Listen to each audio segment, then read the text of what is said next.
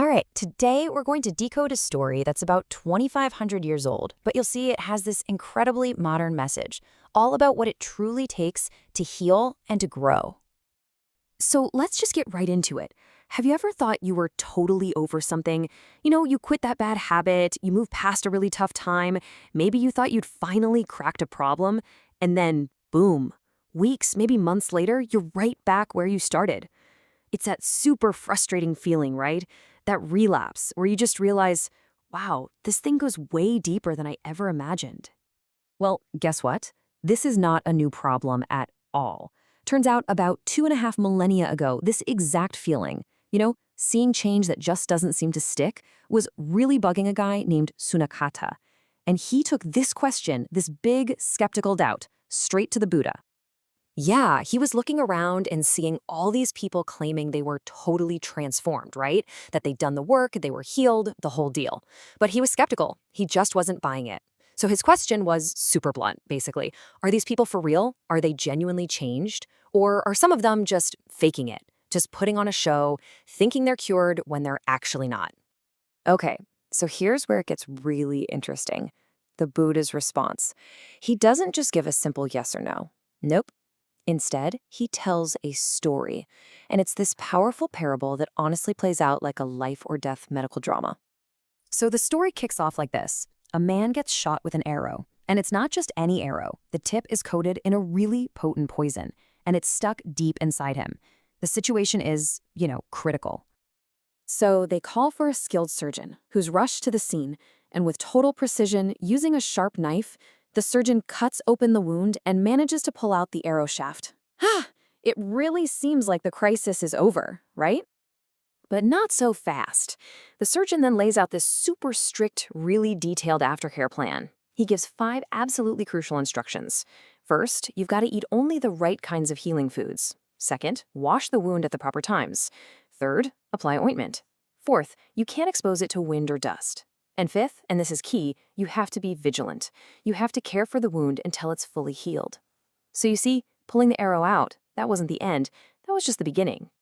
And this is where the story splits. It presents 2 completely different paths forward, leading to 2 wildly different outcomes. And it all comes down to the patient's mindset. Okay, so on one hand, you've got the conceited patient. He's thinking, the arrow's out, problem solved, I'm good. But then, on the other hand, you've got the wise patient. His thought process is totally different. He thinks, the arrow is out, okay, now the real healing starts. You see the difference? It's the exact same event, but 2 completely opposite ways of looking at what comes next.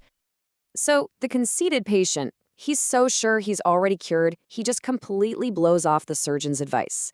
He's eating whatever he wants, not bothering to clean the wound, just walking around exposing it to wind and dust. He's totally confident the danger is over.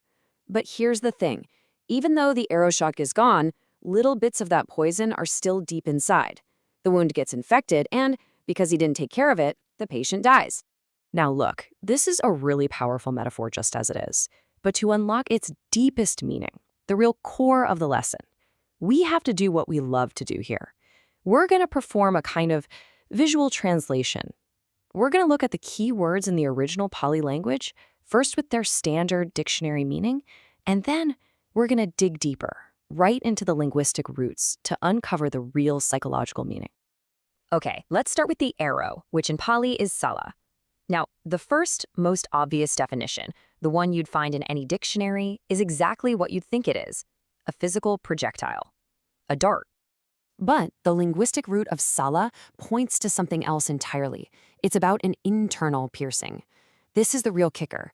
It's the dart of what's called tanha, which is this obsessive craving. That constant nagging feeling of, I want this, I need that, I've got to have it, the one that just wrecks your peace of mind. That's the arrow. So the arrow isn't something that hits you from the outside. It's a force that's generated from within. All right, next up is the poison, or visadosa. On the surface, it literally just means venom, a toxic substance, pretty straightforward.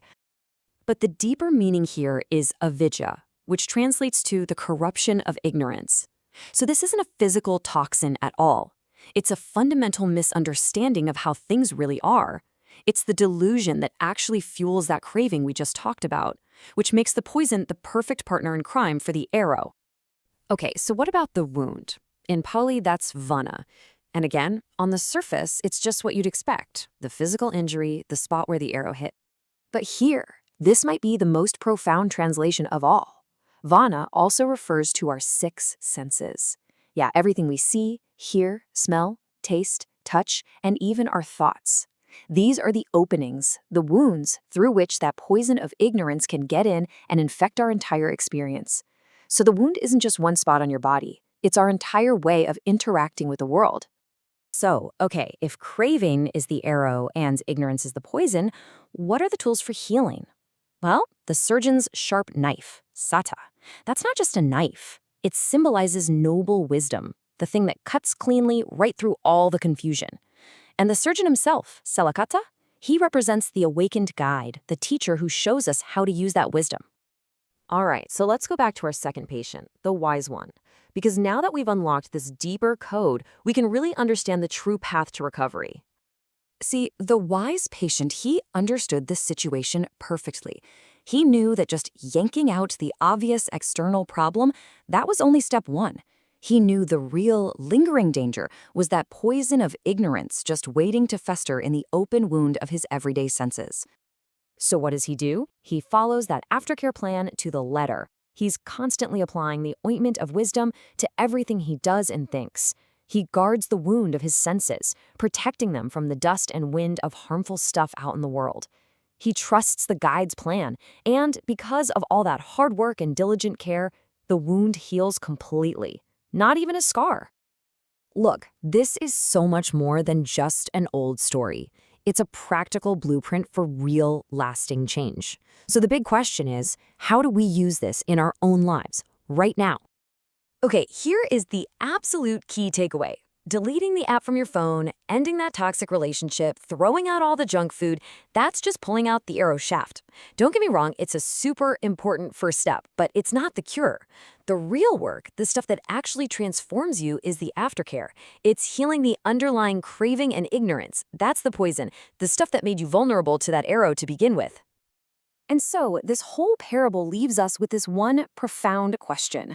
The guide has already pointed out the arrow of craving. He's identified the poison of ignorance. The diagnosis is in. So the real question, that's for us. What is your aftercare plan? How are you going to diligently and wisely heal that wound so it can finally close for good?